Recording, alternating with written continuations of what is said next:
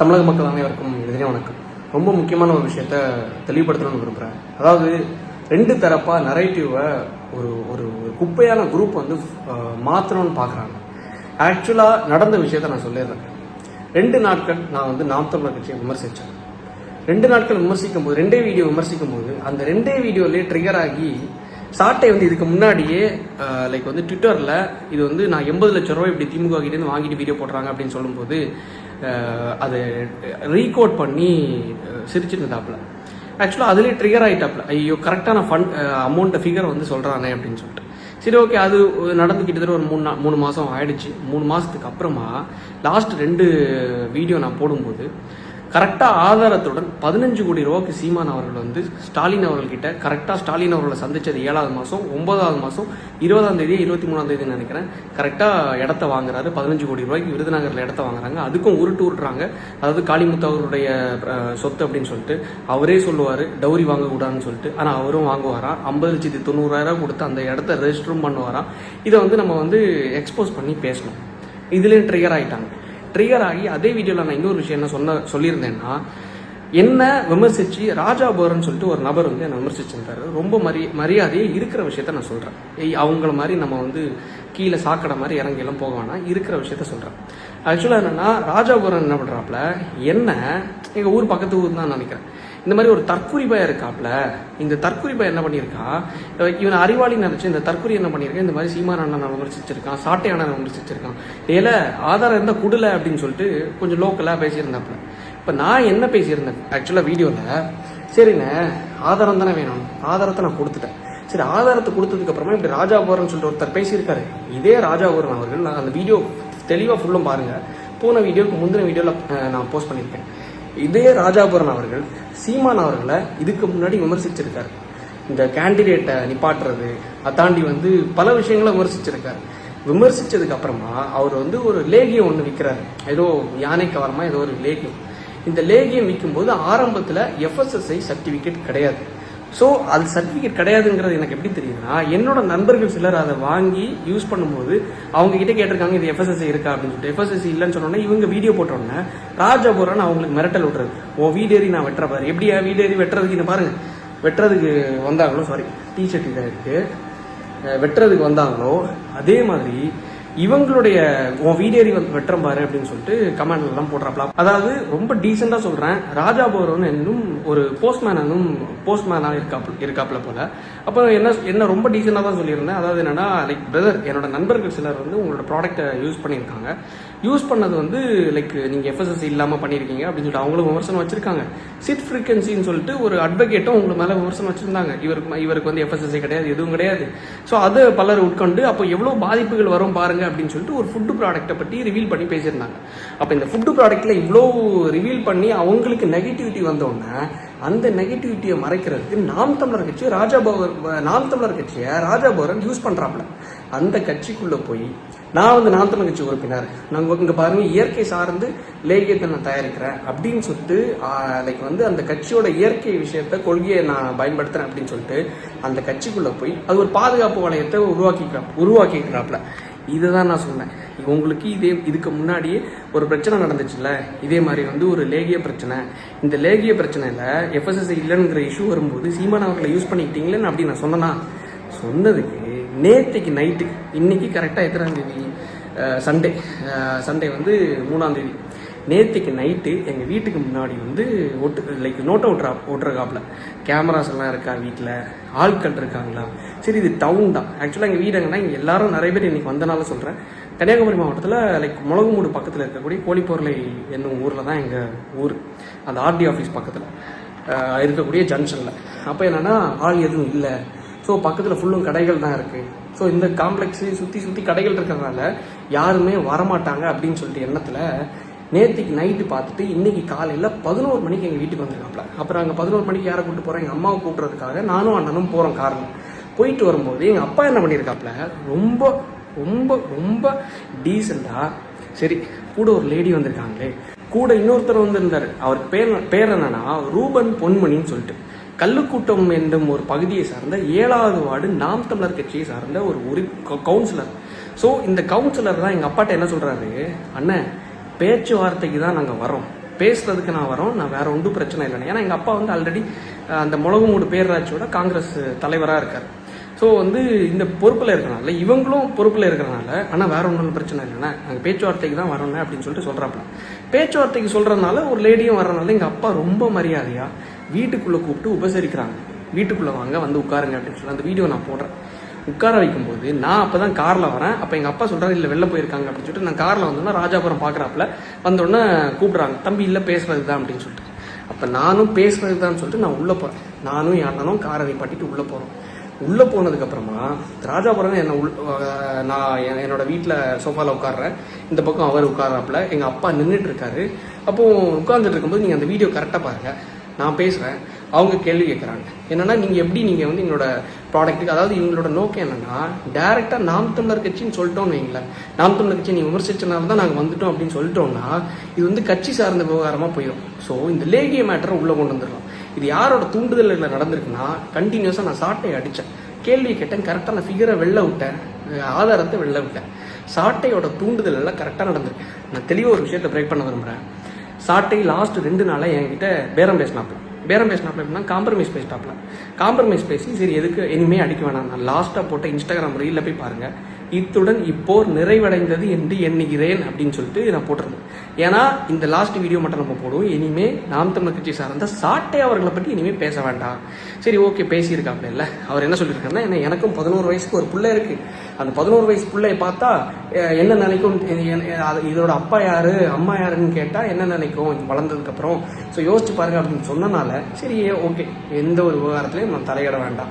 ஏன்னா அவங்க என் பர்சனல் அம்மாவை நோட்டுனாங்க, நான் மாறி வந்து கேள்வி கேட்டேன், லீகலாக கேள்வி கேட்டனும் ட்ரிகர் ஆகிட்டாங்க.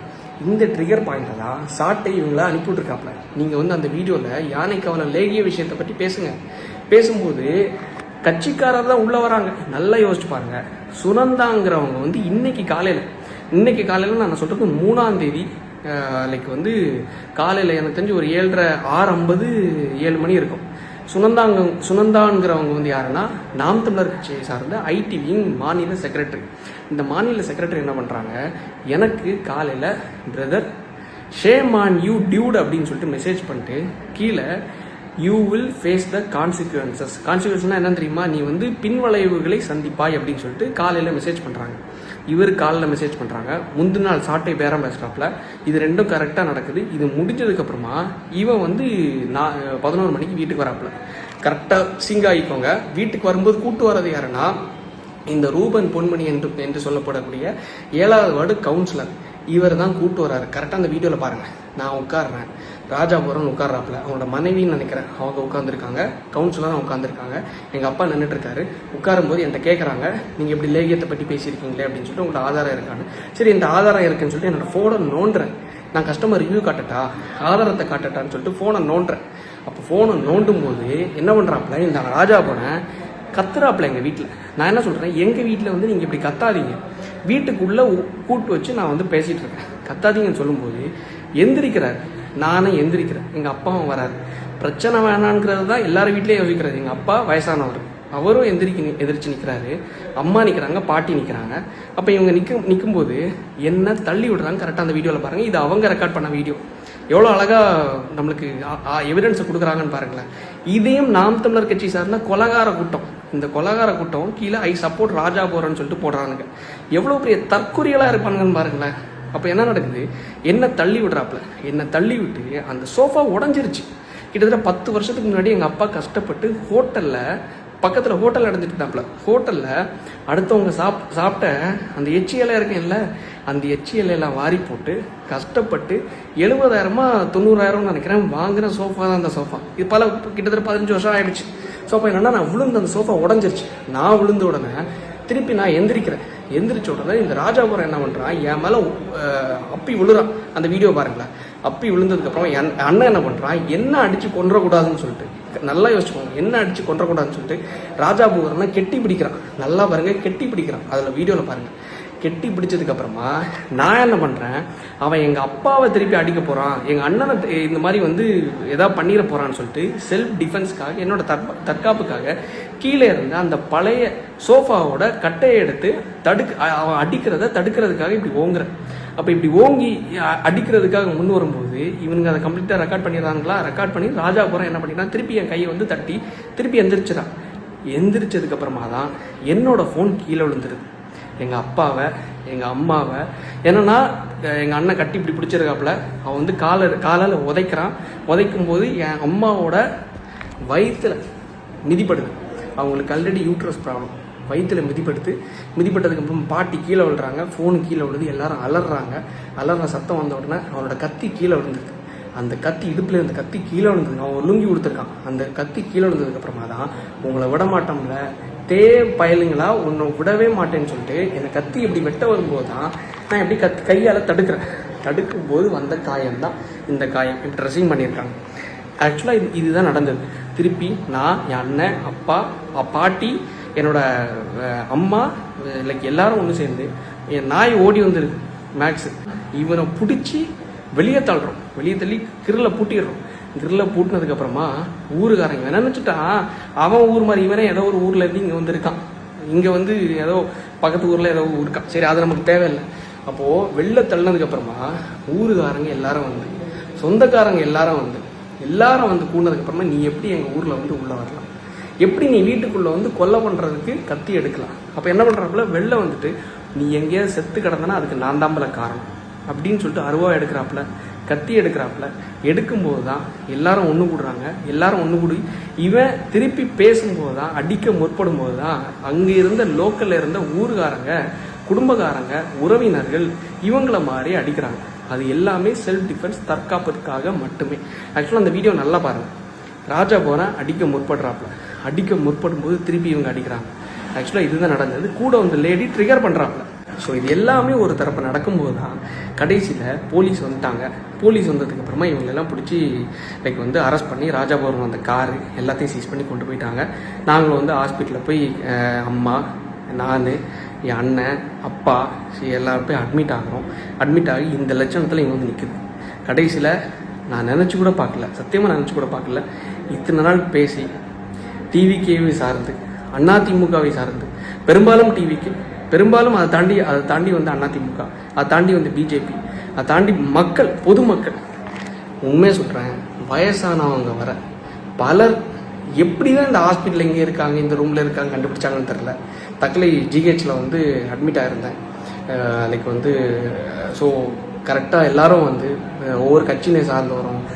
நாங்கள் காங்கிரஸ் கட்சி, நாங்கள் வந்து திமுக, நாங்கள் வந்து அதிமுக, நாங்கள் வந்து பிஜேபி, நாங்கள் வந்து டிவிகே அப்படின்னு சொல்லிட்டு கிட்டத்தட்ட ஒரு 2000 3000 மக்கள் வந்தாங்க. அந்த ஒரு விஷயந்தான். அதாவது இது எப்படி சொல்லணுங்கிறது தெரில. இது நான் வெட்டுப்பட்டு தான் இதை நான் பார்க்கணுமாங்கிறது என்னோட ஒரு தலையில் தான் இருக்குது. அம்மாவுக்கு அடிப்பட்டு, அப்பாவுக்கு அடிப்பட்டு, இவ்வளோ விஷயம் இருந்து அது நிலைமை யோசிச்சு பாருங்களேன். அவங்களோட நிலைமை கொஞ்சம் யோசிச்சு பாருங்களேன். தப்புள்ளே வளர்க்குறோம், லீவுக்காக வரான், லைக் வந்து எலெக்ஷன் ரிசல்ட்டுக்காக ஓட்டு போடுறதுக்காக வரான், அண்ணனோட என்கேஜ்மெண்ட் இருக்குது, ஸோ அது அடுத்தது இருக்குது. ஸோ இதெல்லாம் இருக்கிறதுனால ஒரு அக்கேஷனுக்காக வரான். வரும்போது நான் சத்தியமாக சொல்கிறேன், திமுகவை நான் இத்தனை வருஷம் அடித்தேன், கேள்வி கேட்டேன். ஆனால் ஒருத்தர் கூட என் வீடேறி வந்தது கிடையாது. தெரியுமா? ஒருத்தர் கூட என் வீடேறி வந்தது கிடையாது. கத்தியோ அறிவாலோ எடுத்து வந்தது கிடையாது. ஆனால் பின்தொடர்ந்து இருக்காங்க. ஆனால் வந்து வீட்டுக்கு லீகல் நோட்டீஸ் அனுப்பியிருக்காங்க, அதெல்லாம் பண்ணியிருக்காங்க. ஆனால் என் வீட்டுக்கு வந்து ஒன்று கொன்றுவோம்ல, ஒன்று இந்த ரோட்டில் செத்து கிடப்பலன்னு சொல்லிட்டு ஒருத்தர் சொன்னது கிடையாது. பிஜேபியை சார்ந்தவங்களும் யாருமே சொன்னது கிடையாது. ஆனால் இந்த நாம் தமிழர் கட்சியின் தற்கொலை கூட்டம் கரெக்டாக காலில் சொன்னதான் அவங்க மெசேஜ் பண்ணுறாங்க. அவங்க மெசேஜ் பண்ணுறதுக்கு அப்புறம் 11 மணிக்கு இவன் வரான். முந்தின நாள் அதுக்கு 2 நாளாக சாட்டை காம்ப்ரமைஸ் பண்ணுறாப்புல. இதை மட்டும் யோசிச்சு பாருங்கள், எப்படி இவங்க ட்விஸ்ட் பண்ணுறாங்க, எப்படி இதை வந்து ட்விஸ்ட் பண்ணி கொண்டு போவாங்கன்னு மட்டும் பாருங்களேன். இந்த வீடியோ தயவு செஞ்சு மக்கள் இந்த இந்த இந்த ஒரு சாதாரண ஒரு வீட்டிலேருந்து வந்த பையன் நான், பெரிய பின்புலமோ பெரிய இதெல்லாம் கிடையாது. எங்கள் அப்பா வந்து அந்த ஊரில் ஒரு பேக்கரி கடை வச்சுருக்காரு. கடை வச்சு காலைல 8 மணிலேருந்து நைட்டு 11 மணி வரைக்கும் நின்று அங்கே தான் எல்லாம் தன்னோட வியாபாரத்தை பண்ணிகிட்ருக்காங்க. அதை தாண்டி வந்து காங்கிரஸ் கட்சியில் அதான் சொல்லுவாங்க இல்லை, நான் வந்து அந்த காலத்துலேருந்தே காங்கிரஸ் கட்சி சார்ந்தவர்னு சொல்லிட்டு. ஸோ அது மாதிரி வந்து அவர் பல வருஷமாக அந்த கட்சியில் இருக்கார். ஸோ அதில் பயணிச்சிட்ருக்காரு. ஸோ இவ்வளோ விஷயம் இருந்தும் ஒருத்தன் வீடேறி வந்து உன்னை வெட்ட வரேன், உன்னை கொன்றுவேன், உன்னை குடும்பத்தையே அழிச்சிடும் அப்படின்னு வரான்னா அது யாரால் முடியும்னு பாருங்களேன். இதுதான் தமிழ் தேசியமா? இல்லை இதுதான் பிரபாகரன் அவருடைய வளர்ப்பா? இது பிரபாகரன் வளர்ப்பு கிடையாது. கொலைகார சீமான் மற்றும் கொலைகார சாட்டை அவருடைய வளர்ப்பு, சாட்டை அவருடைய தூண்டுதலால் நடந்த இது விஷயம். ராஜா போரன் என்ற தனிப்பட்ட நபரால் வந்த விஷயங்கிறத நான் பார்க்குறத தாண்டி சாட்டை மற்றும் சீமான் அவருடைய விஷயத்தை நான் வெளியே கொண்டு வந்து எக்ஸ்போஸ் பண்ணது மூலமாக வீடியோஸ் மோர் தென் 2 மில்லியன் வியூஸ் 3 மில்லியன் வியூஸ்னு போயிட்டு இருந்துச்சு. 20 லட்சம் 30 லட்சம் பேர் பார்த்ததுனால அந்த பயத்தில் அந்த இதில் தான் வந்திருக்காப்புல. பதட்டத்தில் என்ன சொல்கிறாரு தெரியுமா? என்னண்ணா இவன் இவ்வளோ கீழ்த்தரமாக பண்ணுறான், அவனோட விஷயத்தை எப்படி கட்சியாக இது பண்ணுறாங்க. அப்போ கட்சிக்காரங்க எதுக்கு காலையில் எனக்கு you will face the consequences, நீ விளைவுகளை சந்திப்பாய் அப்படின்னு சொல்லி என்ன மிரட்டுறாங்க. அதை தாண்டி கட்சிக்காரன் எதுக்கு என் வீட்டுக்குள்ளே வரான், கட்சிக்கார உறுப்பினர் எதுக்கு ராஜாபுரம் வரான், எதுக்கு இன்னொரு லேடியை கூப்பிட்டு வரான். நல்லா யோசிச்சுக்கோங்க. இது அந்த லேகியமே தப்பு தான். அவங்க வந்து நான் கேள்வி கேட்டதுக்கு நான் பதில் சொல்லிட்டு இருந்தேன். லேகியங்கிற விஷயத்தை தாண்டி இந்த கட்சி விஷயத்துக்காக தான் ஒட்டு மொத்தமாக என் வீடேறி வந்து வெட்டுறதுக்காக வந்தாங்க. நான் ஆதாரத்தோடு போட்டிருக்கேன். மக்கள் நீங்கள் முடிவு பண்ணிக்கோங்க, நீங்கள் யாருக்கு பக்கம் நிற்கலைங்கிறது எனக்கு தேவையில்லை. ஆனால் இன்னைக்கு வந்த மக்கள் 2000-3000 மக்கள் வந்து என் வீட்டுக்கும் ஹாஸ்பிட்டலுக்கும் வந்து நலம் விசாரிச்சு போனதுக்கு எனக்கு மிக்க மகிழ்ச்சியாக இருக்குது. வந்ததுக்கு மிக்க சந்தோஷம். இந்த வீடியோ முடிஞ்சளவு ஷேர் பண்ணுங்கள். ஏன்னா இது மாதிரி ஆகும்போது மக்கள் பேசுகிறதுக்கு பயப்படுவாங்க. ஆனால் முடிஞ்சளவு ஷேர் பண்ணுங்கள், இன்னும் ஹைப் பண்ணுங்கள், 4 பேருக்கு தெரியட்டும் இந்த தற்கொலை நாம் தமிழர் கட்சி என்ற கொலைகார கட்சியோட லட்சணம் என்ன என்கிறது. நன்றி, வணக்கம்.